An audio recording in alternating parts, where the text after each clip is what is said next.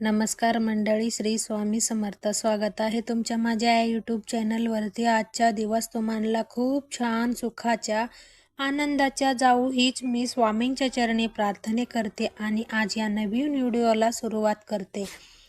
तर मंडळी बघा, यंदा मकर संक्रांती पिवळा रंगावर आलेली आहे. तर ही बघा सर्वांनाच माहिती असेल की यंदा मकर संक्रांती पिवळा रंगावर आली आहे.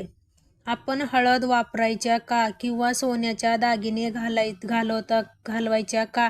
यावर्षी आपण मकर संक्रांतीला कोणत्या रंगाच्या कपडे वापरावे किंवा कोणत्या रंगाच्या कपडे वापरू नये?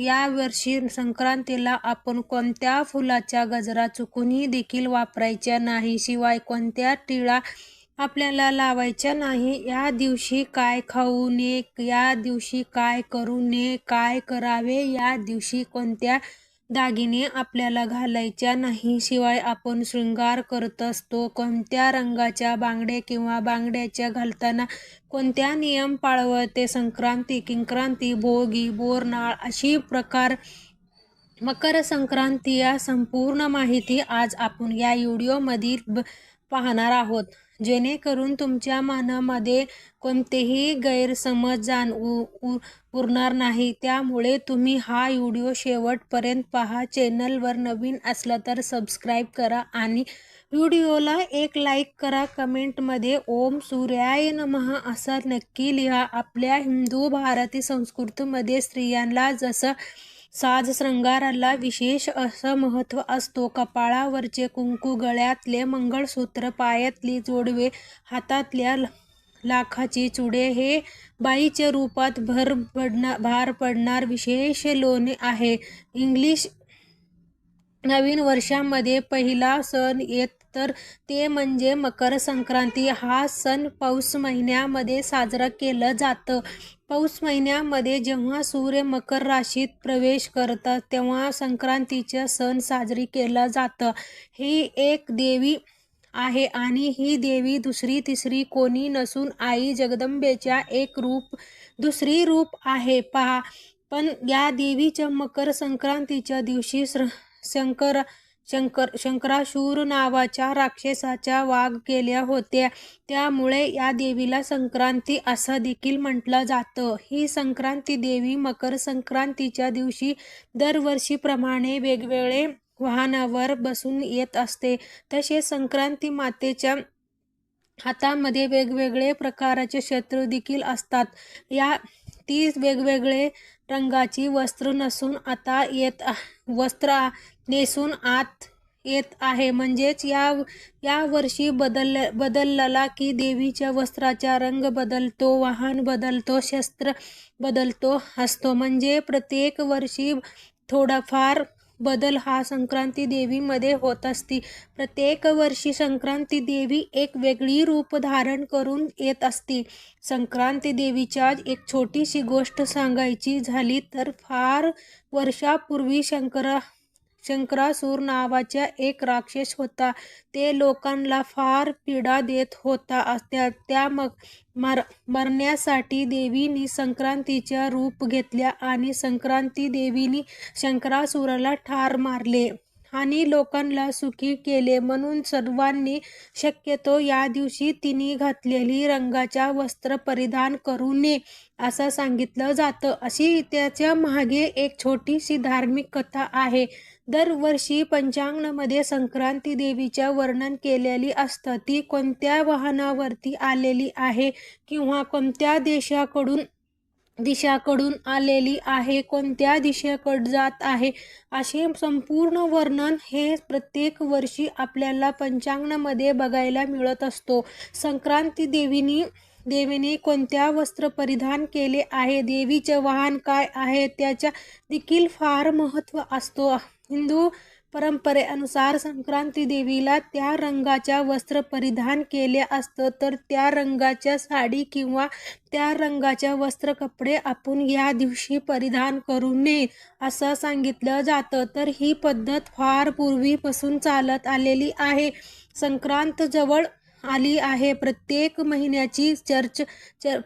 महिलांच्या चर्चा असतो की यंदा संक्रांती नेमकी कशावर आलेली आहे आणि कोणत्या रंग आपल्याला यावर्षी परिपूर्ण कव्हर करायचे असतो. यंदा बुधवार दिनांक 14 जानेवारी 2026 शक्यतो 1946 व 4 पौष कृष्ण 1 रोजी दुपारी 2:49 मिनिटांनी सूर्य मकर राशीत प्रवेश करत असते. त्यामुळं पुण्यफळ दुपारनंतर सुरू होईल. पूजेचे शुभ मुहूर्त 2:49 मिनिटांनंतर ते संध्याकाळी 5:45 पर्यंत असणार आहे.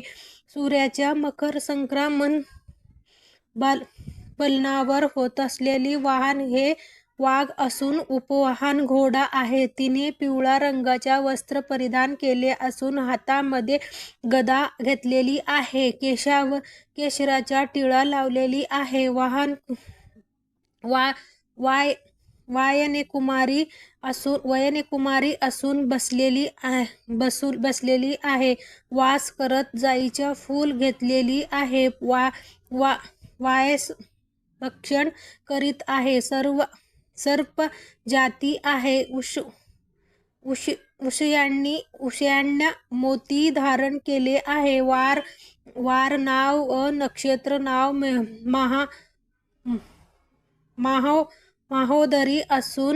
महोदरी असून समुद्रायन मुहूर्त 45 मिनिटांनी आहे. पूर्वेकडून पश्चिमेस जात आहे. वायव्य दिशेने पाहत आहे. यंदा मकर संक्रांती पिवळ्या रंगावरती आलेली आहे. संक्रांती देवीच्या पिवळ्या रंगाचे वस्त्र परिधान केलेली आहे आणि ती वाघावर बसून येणार आहे. यामुळे यावर्षी संक्रांतीला पिवळ्या रंगाच्या साडी आपण चुकून देखील नेसायच्या नाही. आपल्या सर्वांच्या माहिती आहे की आपल्या हिंदू धर्मामध्ये पिवळा रंग ही किती शुभ मानलं जातं. सर्व देव कार्यामध्ये हा रंग वापरला जातो. आपल्या हिंदू धर्मामध्ये पिवळ्या रंगाच्या कपड्यांनी पितांबर असं देखील म्हटलं जातं. कोणत्याही प्रकारच्या मांगलिक कार्यक्रमामध्ये पिवळा रंग हा जास्त प्रमाणामध्ये वापरला जातो. तसेच पूजामध्ये सुद्धा पिवळा रंग खूप शुभ मानला जातो. पिवळा रंग हा सूर्यदेव, मंगल आणि बृहस्पती यासारख्या या ग्रहाच्या प्रतिनिधित्व करतो. पिवळा रंग हा भगवान विष्णूचा देखील अतिप्रिय आहे. पिवळ्या रंगाचा वस्त्र परिधान केल्याने आपला गुरुग्रह हा मजबूत होत असतो. भगवान विष्णूचा देखील आपल्याला आशीर्वाद प्राप्त होत असतो. तसेच सौभाग्यातील दुसरी महत्त्वाची गोष्ट म्हणजे हळदी कुंकू. त्यामधील हळदीच्या जेवढा महत्त्व आहे तर तेवढा महत्त्व पिवळ्या रंगाला आहे. यामुळे पिवळा रंग हा खूप शुभ मानला जातो. परंतु यावर्षी मकर संक्रांती जी आहे तर ती पिवळ्या रंगावर आलेली आहे. यामुळे आपल्याला या दिवशी पिवळ्या रंगाच्या साडी चुकून देखील नेसायच्या नाही. पण त्याच्याऐवजी तुम्ही हिरवा रंगाच्या साडी नेसू शकता. कारण हिरवा रंग हा सौभाग्याचा रंग मानलं जातं. ज्यांची पहिला मकर संक्रांती आहे तर ते तशी मुलींनी देखील हिरव्या रंगाची साडी किंवा वस्त्र परिधान करायचा प्रयत्न करावे. कारण की लग्न झालेली मुलीसाठी जेव्हा लग्न होतो तेव्हापासूनही ते प्रत्येक सणावाराला याच्याशिवाय मुख्य साखरपुड्याला लग्नाला किंवा कोणत्याही सणावाराला अगदी ढवळ जेवण असेल आपण हिरवा रंगाच्या साडी ही देत असतो. त्यासाठी हिरवा रंगाच्या साडी शक्यतो असेल तर तुम्ही नेसू शकता. तुम्ही लाल रंगाच्या, गुलाबी रंगाच्या, केशरी रंगाच्या साडी नेसू शकता. निळा जांभळा रंगाचे कपडे सुद्धा परिधान करू शकता. याशिवाय तुम्ही या दिवशी रंगाच्या कपडे देखील परिधान करू शकता, कारण की मकर संक्रांती ही एकमेव सण आहे की या सणाला आपण आवर्जून काळा रंगाच्या कपडे किंवा वस्त्र परिधान करत असतो, कारण की या रंगामध्ये किंवा डार्क रंगामध्ये उष्णता जास्त प्रमाणामध्ये शोषून घेण्याच्या शक्यता असतो कारण की मकर संक्रांती सण पौष महिन्यामध्ये येत असतं आणि या महिन्यामध्ये थंडी ही भरपूर प्रमाणामध्ये असतो आणि संक्रांतीला आपण जर काळ्या रंगाचे कपडे परिधान केलं तर नक्कीच आपल्या शरीर हे उपदार राहत असतो आणि त्यासाठी काळ्या रंगाच्या कपडे देखील तुम्ही परिधान करू शकता, परंतु पिवळा रंग हा आपल्याला यावर्षी परिपूर्ण वर्ज करायच्या आहे. 14 जानेवारीला मकर संक्रांती आहे तर या दिवशी आपल्याला पिवळ्या रंगाच्या वस्त्र चुकून देखील परिधान करायचे नाही. तर बरेच जणांना प्रश्न पडला असेल की यावर्षी पिवळ्या रंगावरती संक्रांती आली कारणाने आपण हळदी कुंकू लावाय का? तर हळद लावली की हळद ही पिवळ्या रंगाच्या असतो तर देखील आपण हळद लावू शकता, कारण की देवींनी केशराचे टिळा लावलेली आहे. यासाठी केशराचे जो टिळा आहे तर ते आपल्याला या दिवशी लावायचा नाही. आपण पिवळ्या रंगाच्या हळद वापरली तरीच काही हरकत नाही. फक्त वस्त्रासाठी आपल्याला पिवळा रंग जो आहे तर ते वर्ज करायचा आहे. देवीने केशराच्या टिळा लावलेली आहे, त्यासाठी केशराच्या टिळा न लावता आपण हळद कुंकू वापरू शकता. सणासुदीला आपल्या दागिने घालत असतो, कारण या दागिनेशिवाय आपल्या कोणत्याही साज शृंगार हा कंप्लीट होत नाही. तर सोन्याच्या दागिने देखील पिवळ्या रंगाच्या असतात. तर मकर संक्रांतीला सोन्याच्या दागिने घालावे का, असा प्रश्न देखील बरेच जण विचारतात. तर दागिने तुम्ही घालू शकता, कारण की हळदीच्या दागिन्याला हे कलर जी पिवळा असतं तरी देखील फक्त आपल्याला वस्त्राचा जो रंग आहे तर ते पिवळा आपल्याला वर्ज करायचे आहे. सोन्याच्या दागिने हळद तुम्ही वापरू शकता. यावर्षी मकर संक्रांती देवीने मोती धारण केलेली आहे, यासाठी तुम्ही सोन्याच्या दागिने जे आहे तर ते दागिने वापरलं तरी वापरायच्या चालतंय. तुम्ही सोन्याच्या दागिने वापरू शकता. यावर्षी संक्रांती देवीने वासकीत जाईच्या फुलं घेतलेली आहे, यासाठी आपल्याला जाईच्या फुलाचा गजरा हे अजिबात घालायचा नाही. व्यवस्थित तुम्ही गुलाब, शेवंती, मोगरा, अबोली असे फुलांचा गजरा घातला तरी काही हरकत नाही. फक्त आपल्याला जाईच्या फुलाचा गजरा हे वर्ज करायचा आहे. हातामध्ये बांगडे घालत असताना आपण यावर्षी जेव्हा मकर संक्रांतीला बांगडे घालू तेव्हा पिवळ्या रंगाच्या बांगडे आपल्याला घालायच्या नाही. व्यतिरिक्त तुम्ही हिरवा काचेचे बांगडे त्या आवर्जून घाला. मकर संक्रांतीला बांगडे घालत असताना हिरवा काचेच्या बांगडे सोबत लाखेच्या चुडा घालायचा देखील अनन्यसाधारण असा महत्त्व आहे की शक्यतो झालेस लाखाची एक बांगडी का होईना तुम्ही नक्की घाला. हिरवा काचेचे बांगडे घालताना अनन्यसाधारण महत्त्व आहे. तुम्ही सोन्याच्या कितीही बांगडा घातला तरी देखील काचेच्या हिरवा बांगडे आवर्जून घाला. बांगड्या घालत असताना मेटलच्या बांगडे किंवा प्लॅस्टिकच्या बांगडे चुकून देखील घालू नका. पिचक्या बांगडे हातामध्ये ठेवू नका. यामध्ये आपल्या घरामध्ये दारिद्र्य येत असतो. त्यासाठी पिचक्या बांगडे असतील तर बांगडी पिचकेलेला असेल तर लगेच ते हातामध्ये दूर. पिचके बांगडे असली तर बांगडे पिचकलेले असेल तर लगेच ते हातापासून दूर करा. बांगड्या घालत असताना आपण एक हातामध्ये 6 तर एक हातामध्ये 7 अशी चढती बांगडे आपल्याला घालायचे आहे. तर बांगड्याच्या हे नियम देखील आपल्याला मकर संक्रांतीला पाळायचे आहे. यावर्षी संक्रांती देवी जे आहे तर ते पायस भक्षण करीत आहे, म्हणजे पायस म्हणजे खीर. तर या दिवशी खीर आपल्याला चुकून देखील खायच्या नाही. तुम्ही कोणतेही खीर या दिवशी खाऊ नका, कारण या देवी जे आहे तर ते आपण देवी जे करते ते आपण करायचं नाही असं सांगितलं जातं. त्यासाठी ते पायस भक्षण करीत आहे, म्हणजे खीर खात आहे. यासाठी या दिवशी आपल्याला खीर घरामध्ये बनवायच्या नाही, किंवा घरामध्ये आपल्याला खीर जी आहे तर खायच्या देखील नाही. थोडक्यात फार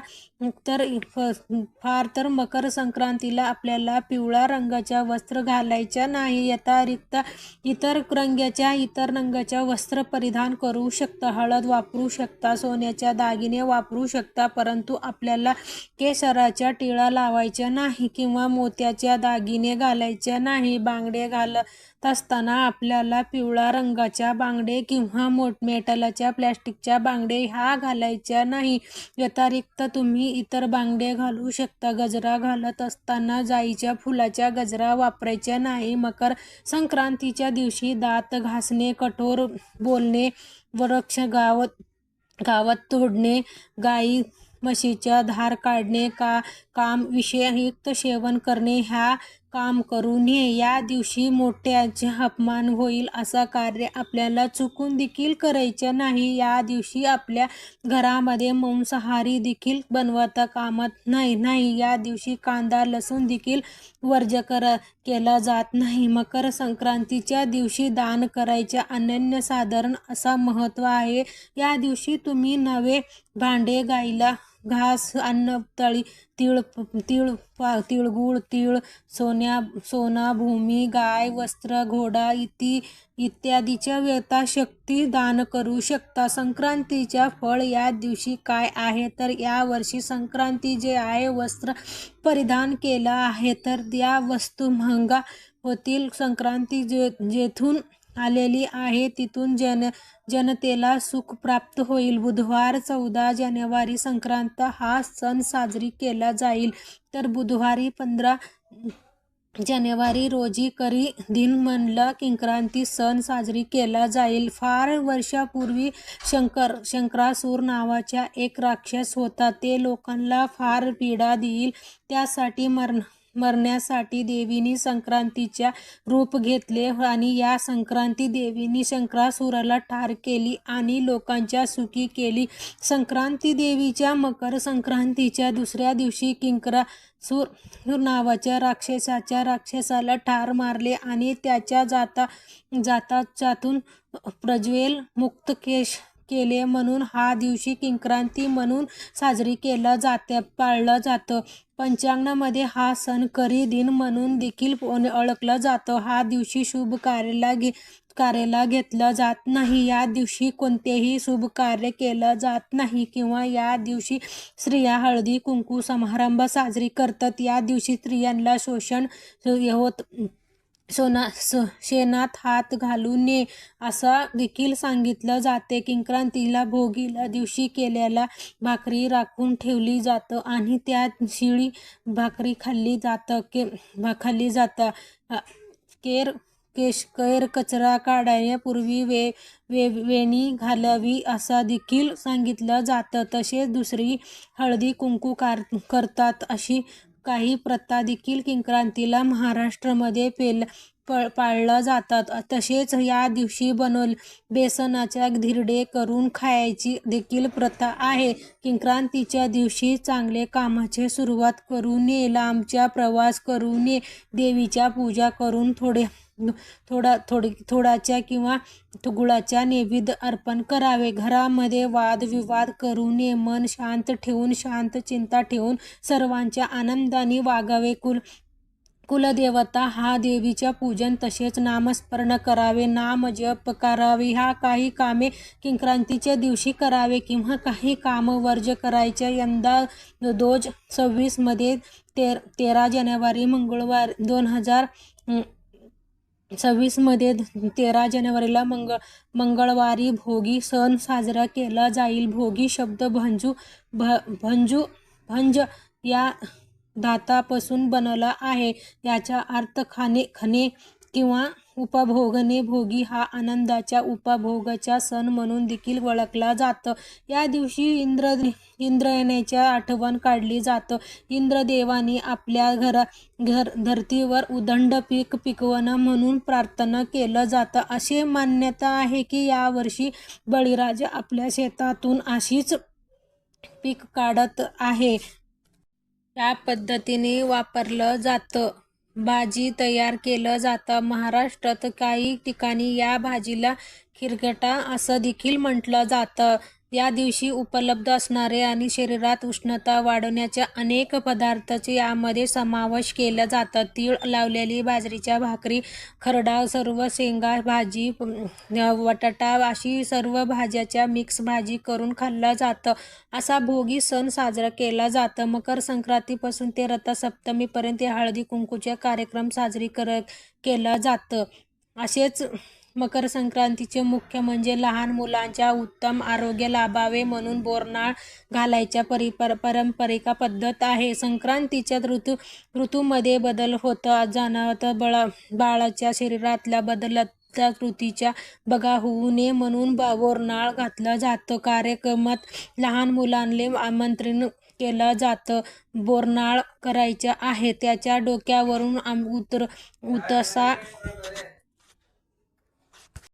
बिस्किट चॉकलेट त्याच्या बोरनाळमध्ये टाकलं जातं. तसेच शास्त्रामध्ये बघितलं तर कलाविधीत तसेच वातावरण अनेक बदल होत असताना लहान मुलांच्या यंदा बदल ऋतूमध्ये बघा होऊ नये म्हणून काळात मिळणारी फळं मुलांनी खायला घेतलं जातात आणि असं मिळावी म्हणून अशी फळं वेचून खाण्याच्या संधी त्यांना दिलं जातं. म्हणून यावर्षी बोरा, ऊसाचा तुकडा,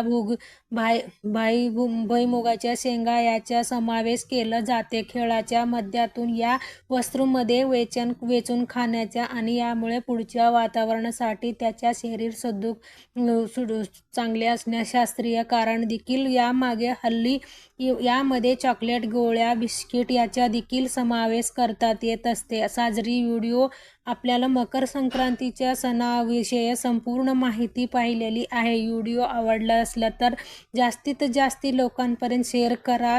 चॅनलवरती नवीन असलं तर सबस्क्राईब करा. असेच भेटूया नेक्स्ट एक व्हिडिओमध्ये. तोपर्यंत सर्वांना